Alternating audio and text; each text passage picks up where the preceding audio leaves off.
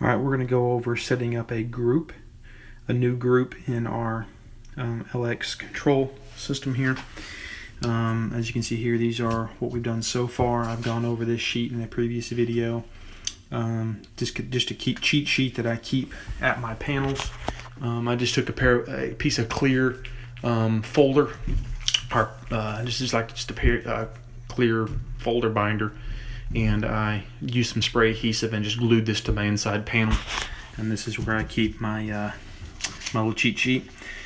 So to create a group, we're going to come in here and we're going to hit groups, and we are going to edit group,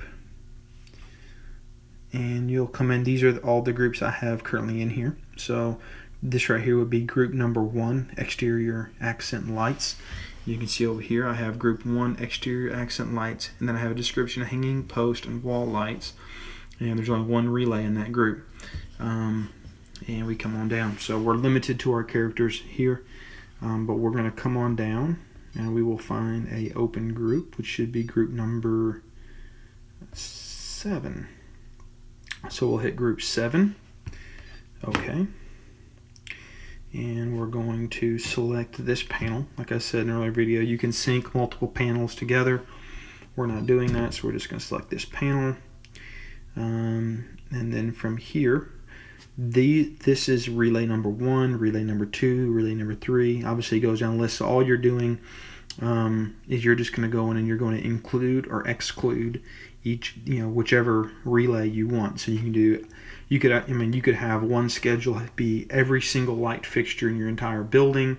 Could be group number 7, and then I could control every single light fixture in my building from an internal schedule, kind of standalone from any switch station. You can do a lot with it. So we would simply just go down through here and select a couple of relays.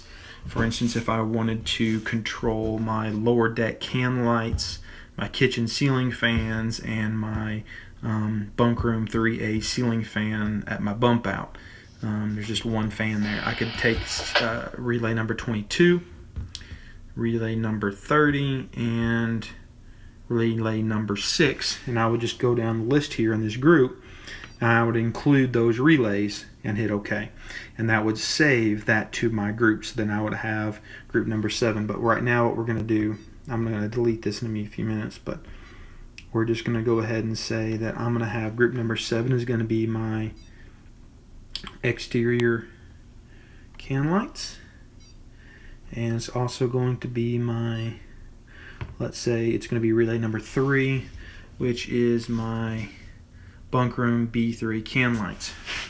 And we will hit include that relay into my group and then hit OK.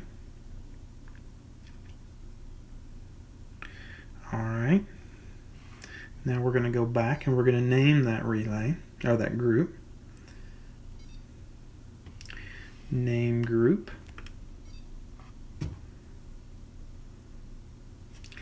And we just come down and find our group number 7, and we'll just do testy. Oh, yay, first gen touchscreen.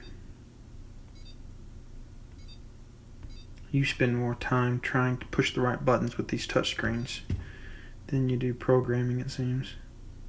Alright, so we should have, if we come down,